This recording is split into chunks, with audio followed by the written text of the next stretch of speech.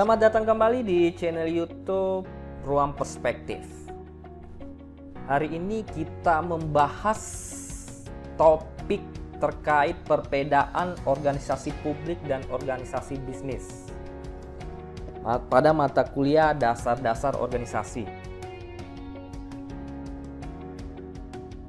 Percakapan ini menjadi penting karena mungkin kebanyakan orang itu menyamakan bahwa pada dasarnya organisasi itu sama.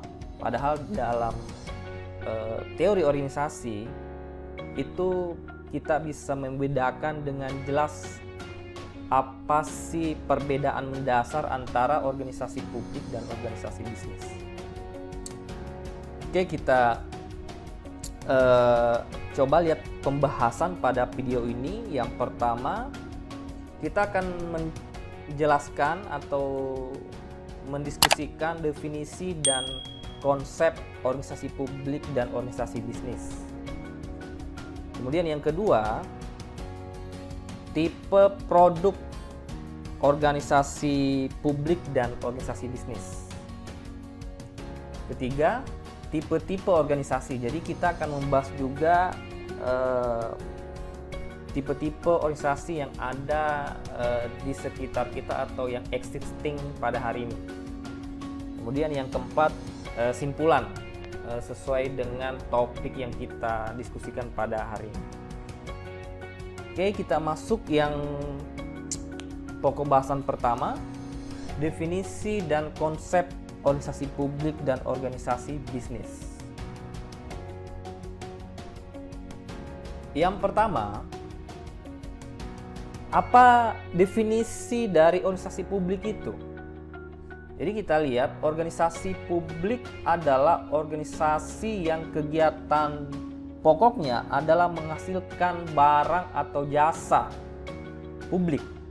Jadi barang atau jasa yang berkaitan dengan publik untuk memberikan pelayanan kepada masyarakat. Barang publik adalah barang yang tidak dapat disediakan melalui transaksi antara penjual dan pembeli.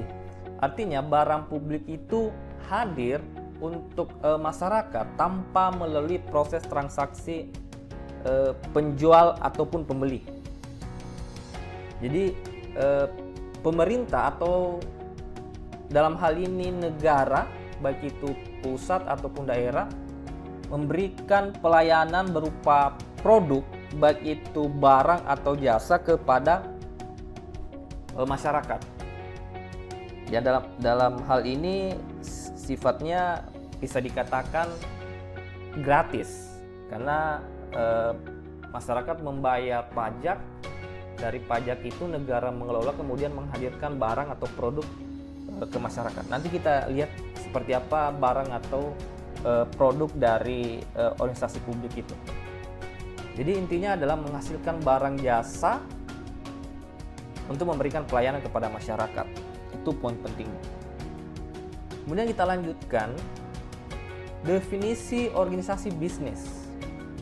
Jadi organisasi bisnis adalah organisasi yang kegiatan pokoknya adalah menghasilkan barang atau jasa untuk memperoleh keuntungan. Jadi private sector.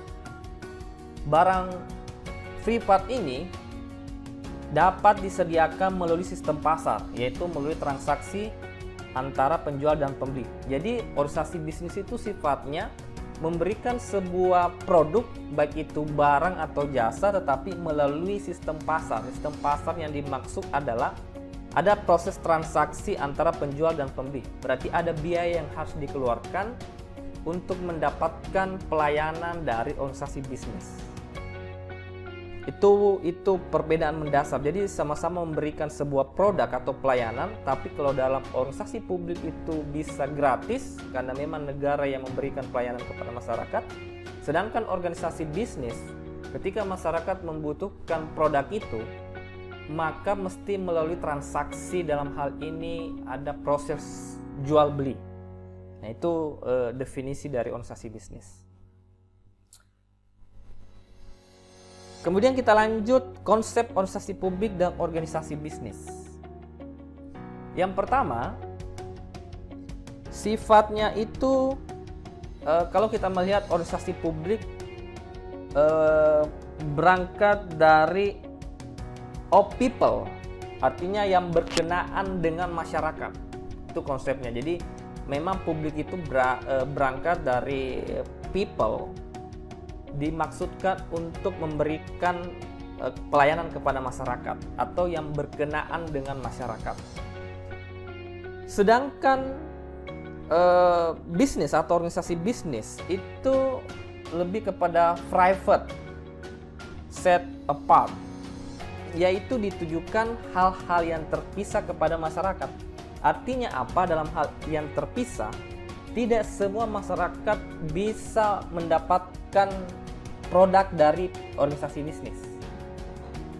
Karena mesti melalui proses transaksi jual beli yang dimana pasti ada nominal di situ atau ada proses jual beli. Makanya yang melakukan transaksi itulah yang berhak mendapatkan produk dari organisasi bisnis. Jadi sampai di sini kita sudah bisa membedakan organisasi publik dan organisasi bisnis dari segi konsep. Nah, kita masuk pada pokok pembahasan kedua, tipe produk organisasi publik dan organisasi bisnis. Kita sudah membahas produk apa yang diberikan atau ditawarkan organisasi publik dan organisasi bisnis. Jadi kita bisa melihat di gambar ini atau slide ini. Yang pertama adalah barang fisik. Jadi tipe produknya berupa barang yang nampak atau tangible. Yang pertama, dalam organisasi publik itu bisa dilihat misalnya KTP, SIM, paspor, jalan, jembatan, dan sebagainya. Ini yang dihadirkan oleh organisasi publik, dalam hal ini misalnya instansi pemerintahan. SIM berarti kepolisian, KTP catatan sipil, paspor di imigrasi, jalan ya misalnya ada jalan yang PUPR yang membangun jembatan ataupun dinas terkait. Sedangkan organisasi bisnis produknya kalau barang fisik contohnya adalah smartphone, TV, laptop, motor, dan sebagainya. Itu adalah tipe produk dari organisasi publik dan organisasi bisnis yang berkaitan dengan barang fisik. Kemudian berkaitan dengan jasa, contohnya misalnya pelayanan pajak. Jadi ini contoh dari organisasi publik yang tipe produknya adalah jasa, pelayanan terkait dengan pajak. Sedangkan untuk organisasi bisnis, misalnya salon kecantikan, tour and travel, konsultan misalnya yang berkaitan dengan konsultan keuangan, konsultan yang lain dari segi misalnya psikologi ataupun psikiater, itu kan itu lebih sifatnya private. Sedangkan untuk event, tipe produk event, kalau di organisasi publik kita bisa melihat perayaan HUT RI ya. Ini HUT RI hari misalnya 17 Agustus itu biasanya instansi pemerintah melakukan itu, peringatan hari raya dan sebagainya. Sedangkan untuk organisasi bisnis misalnya siaran bola yang disiarkan oleh TV swasta, ada lagi yang digandrungi sekarang ini bapak-bapak atau ibu-ibu ini misalnya Dangdut Academy. Itu kan event yang dihadirkan oleh TV swasta yang banyak peminatnya dan lain-lain. Itu contoh dari event atau kegiatan. Selanjutnya tempat, tipe produk yang ditawarkan organisasi publik misalnya taman kota, alun-alun, ataupun taman bermain yang sifatnya umum. Sedangkan untuk organisasi bisnis misalnya studio TV swasta yang menghadirkan bisa disewa untuk melakukan kegiatan, gedung yang disewakan misalnya karena dikelola oleh pihak swasta, tempat wisata ini Jatim Park yang terkenal di Malang ini juga Jatim Park, dan tempat-tempat wisata misalnya kalau di daerah Kalimantan Timur di Samarinda misalnya ada di tempat wisata di Tenggarong yang cukup terkenal juga, yang berkaitan dengan desa budaya dan sebagainya. Intinya yang berkaitan dengan tempat wisata yang berbayar dan dikelola oleh swasta atau organisasi terkait dengan sifatnya ada transaksi.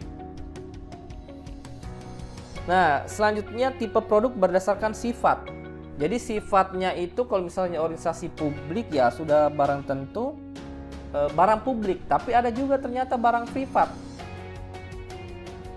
Jadi ada yang barang yang dihadirkan untuk publik, tapi ternyata ada juga yang dihadirkan oleh organisasi publik tapi privat, artinya tidak semua orang bisa mendapatkan itu. Contoh misalnya, pada saat kita mengambil SIM itu kan kalau kita melihat secara definisi dari organisasi publik yang harusnya itu gratis, ternyata kita membayar. Pada saat kita mengambil SIM atau tes SIM, kita kan membayar itu. Misalnya SIM A, SIM C dengan nominal tertentu. Berarti itu bisa jadi dikatakan sebagai barang privat karena harus melalui proses transaksi di mana kita harus membayar. Paspor juga itu ketika kita mengambil paspor ternyata juga kita harus membayar. Padahal kalau kita melihat dasar dari definisi organisasi publik, harusnya negara hadir untuk memberikan itu tanpa harus membayar. Nah inilah barangkali juga bisa menjadi diskusi menarik, kenapa negara tidak bisa menghadirkan semua itu kalau kita harus berangkat dari definisi yang sebenarnya. Bahwa organisasi publik itu hadir untuk memberikan pelayanan, baik itu produk, barang, dan jasa yang secara gratis. Nah ini menjadi tugas bersama kalau kita melihat dari segi idealnya dalam organisasi publik. Kalau organisasi bisnis ya sifat barangnya sudah barang tentu privat ya, artinya barang itu tidak semua orang bisa memiliki. Kalaupun harus memiliki berarti harus melalui proses transaksi, harus membayar. Nah, selanjutnya kita masuk lagi di pembahasan ketiga, tipe-tipe organisasi. Oh, ternyata organisasi itu banyak tipenya ya. Ya kita coba bahas bersama. Yang pertama, organisasi swasta penuh. Apa yang dimaksud sebagai organisasi swasta penuh?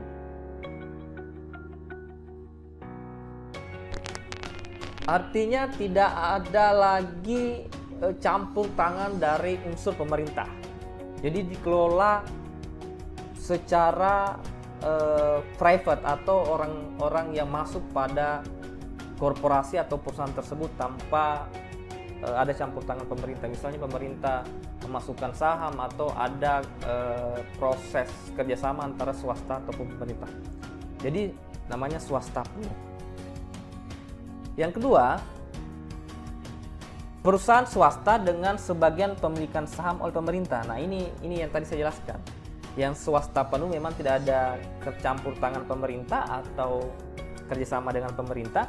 Kalau yang kedua perusahaan swasta tetapi kerjasama dengan pemerintah karena sebagian saham dimiliki oleh pemerintah. Contoh misalnya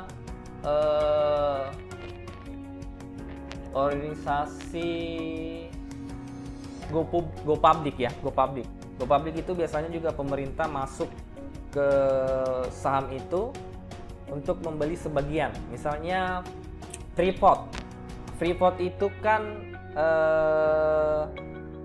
swasta, tapi pemerintah memiliki saham ya. Saham sekarang itu kalau tidak salah sudah katanya sih sudah 51% dari total saham yang dipegang oleh negara kita.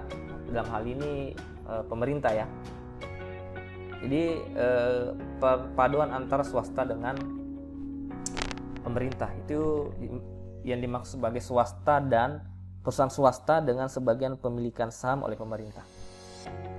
Yang ketiga, kerjasama joint venture swasta dan pemerintah. Jadi ada sebuah perusahaan yang kerjasama dengan swasta dan pemerintah. Misalnya ada anak perusahaan di mana pemerintah juga memiliki sebagian di situ. Kemudian kerjasama dengan pihak swasta atau investor. Yang selanjutnya, sarana publik dioperasikan swasta.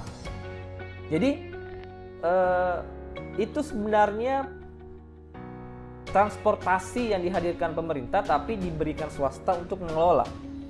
Jadi nanti akan bagi hasil. Misalnya kalau kereta api di Indonesia kan ada namanya KAI ya, Kereta Api Indonesia. KAI, Kereta Api Indonesia. Tapi sebagian dari kereta itu juga ada unsur swasta yang mengelola, misalnya penjual tiket dan sebagainya. Ada kerjasama juga di situ. Ataupun misalnya tempat wisata yang harusnya itu adalah milik pemerintah, tapi pemerintah memberikan kewenangan swasta untuk mengelola. Hasil dari pendapatan itu kemudian dimasukkan ke pemerintah ataupun misalnya Pemda dalam skala kecil. Jadi sarana publik tapi dikelola swasta. Misalnya jalan tol itu juga biasanya kerjasama dengan pihak investor ataupun perusahaan lain yang tidak dimiliki oleh negara. Selanjutnya, tipe organisasi yang kelima, perusahaan swasta yang diatur pemerintah. Contohnya perusahaan obat-obatan atau farmasi, rumah sakit, sekolah, dan lain-lain. Jadi, ada farmasi yang swasta tapi tetap harus dikontrol oleh pemerintah. Rumah sakit swasta tetap harus mengikut pada pedoman atau aturan pemerintah. Sekolah swasta misalnya Muhammadiyah, contoh ya, sekolah Muhammadiyah, sekolah yang terkenal yang lain yang swasta tapi memiliki tetap harus mengikut aturan pada kurikulum pemerintah misalnya, atau kurikulum yang dikeluarkan oleh Kementerian Pendidikan dan Kebudayaan. Jadi perusahaan swasta tapi diatur oleh pemerintah. Yang keenam, pekerjaan dengan sistem kontrak, misalnya pengadaan barang untuk suatu badan pemerintah atau penyedia jasa-jasa tertentu. Jadi ini banyak dipakai misalnya pihak ketiga. Katakanlah misalnya suatu instansi, misalnya kampus ingin melakukan pengadaan komputer misalnya 100 unit. Kampus tidak boleh serta-merta membeli sendiri, jadi dia harus memakai pihak ketiga, misalnya siapa yang akan memenangkan lelang ini. Misalnya perusahaan X yang menang tender untuk menghadirkan barang di kampus, tetapi itu dibayar oleh negara. Jadi negara membeli dengan cara melalui pihak ketiga atau perusahaan tertentu. Selanjutnya, ketujuh, perusahaan publik monopoli atau tanpa kompetisi.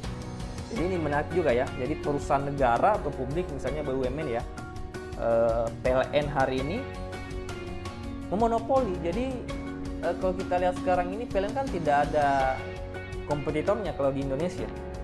Di listrik ini akhirnya kita melihat bahwa PLN sebagai pemain tunggal atau memonopoli pasar.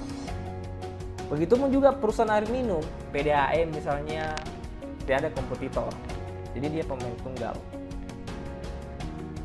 Kedelapan, sarana milik publik atau masyarakat seperti gedung olahraga, gedung kesenian, museum, perpustakaan, sarana rekreasi umum, dan sebagainya. Jadi misalnya ada masyarakat yang memiliki gedung untuk disewakan untuk pengantin atau event tertentu, museum atau perpustakaan pribadi bisa juga, atau sarana rekreasi umum yang lain. Saya sudah jelaskan tadi, ini hampir sama dengan pembahasan sebelumnya. Jadi inilah 8 secara umum tipe-tipe organisasi khususnya yang ada di negara kita.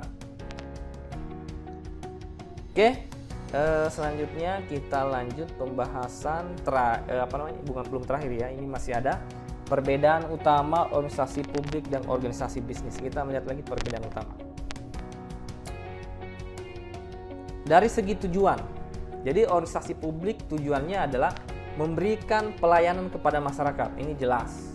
Jadi kita harus tetap mengingatkan kalau dalam kondisi realitas hari ini ternyata organisasi publik itu mengalami disorientasi, bahwa ternyata justru tidak memberikan pelayanan kepada masyarakat tapi sepertinya membebani masyarakat.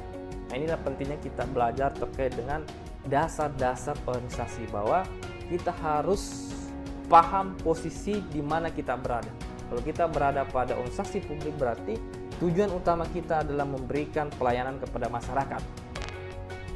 Sedangkan untuk tujuan organisasi bisnis, tujuan utama adalah keuntungan, pertumbuhan, dan kelangsungan hidup. Namanya bisnis berarti orientasinya profit, orientasi keuntungan, ya namanya bisnis.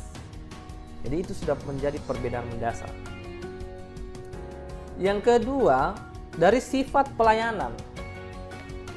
Di organisasi publik, sifat pelayanannya itu melakukan perlakuan yang sama kepada seluruh warga negara.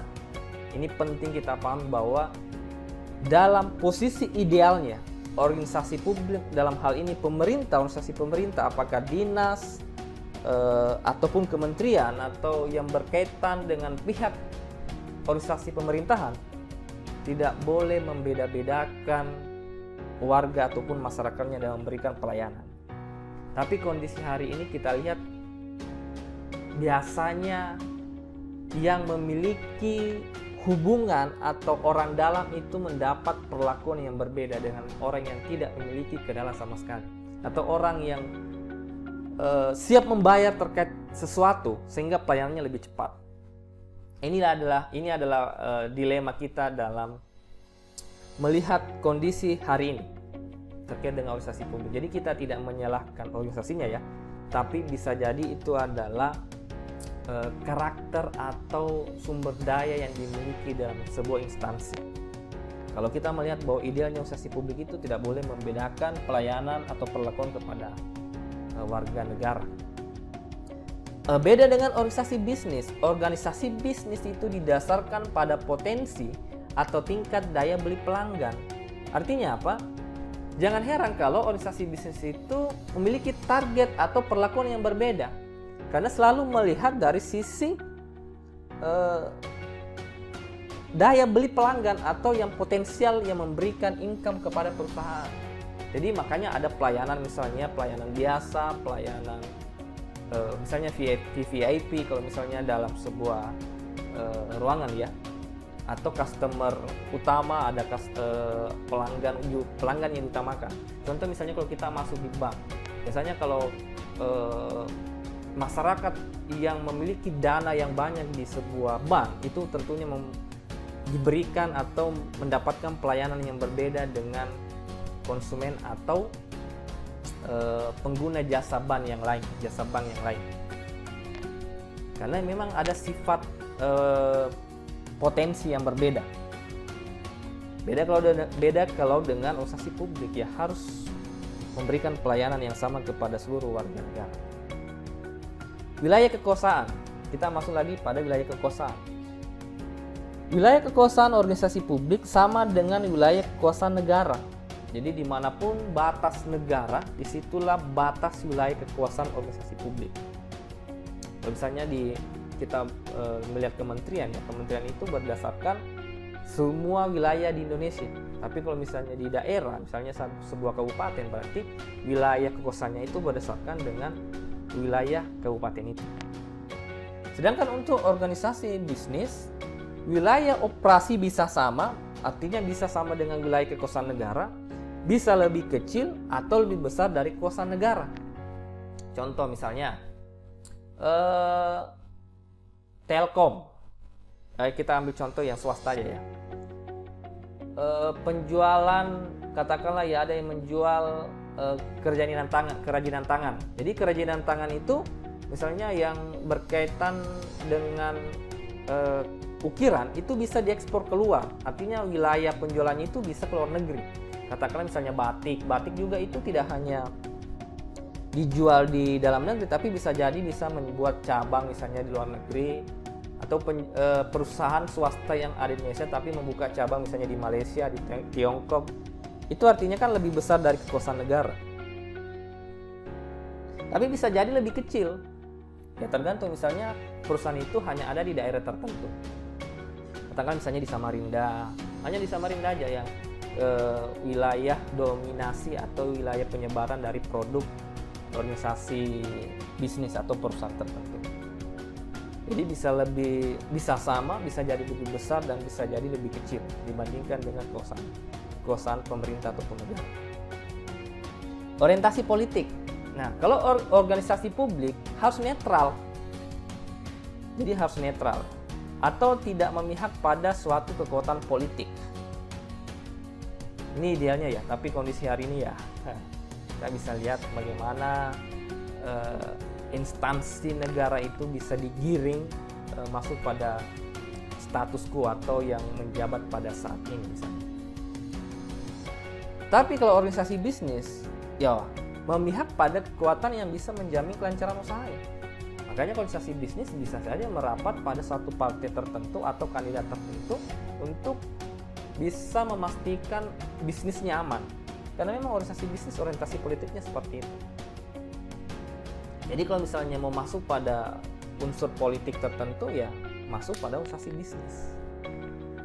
Organisasi publik harus netral. Organisasi publik atau organisasi bisnis biasanya kalau organisasi publik lamban karena lebih menekankan pada pendekatan legalitas. Jadi biasanya kita gemes ketika ada sebuah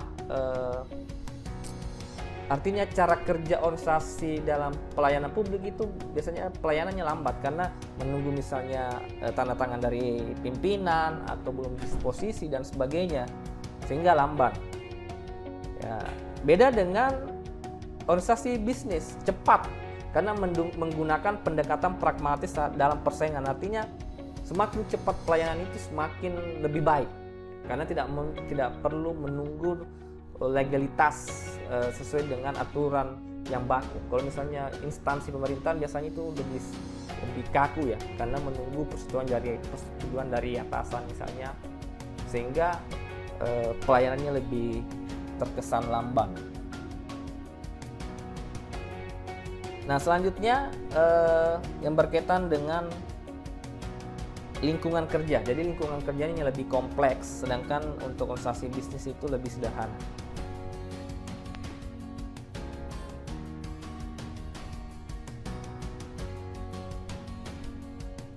Oke, kita masuk pada simpulan.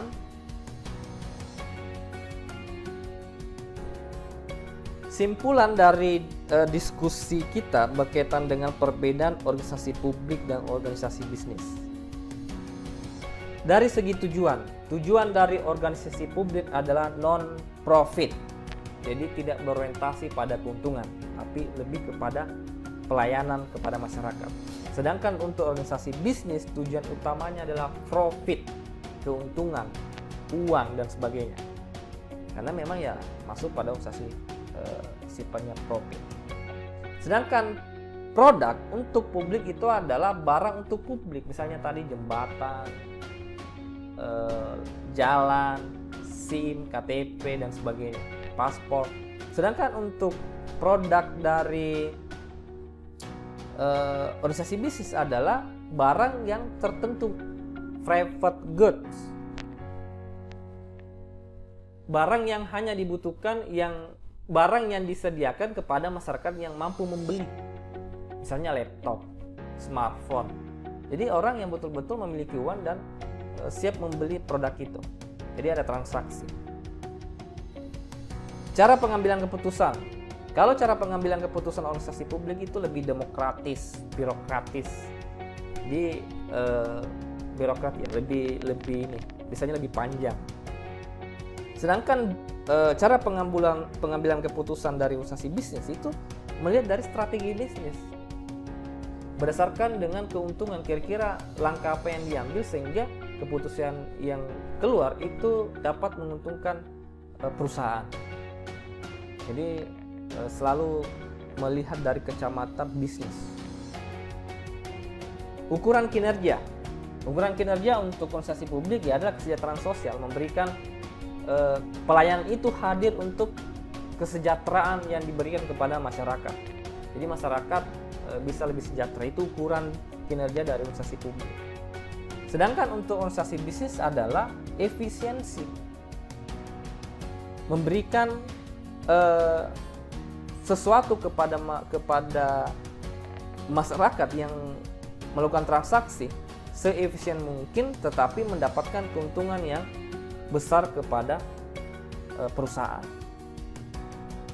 Jadi itu dilihat dari ukuran kinerja.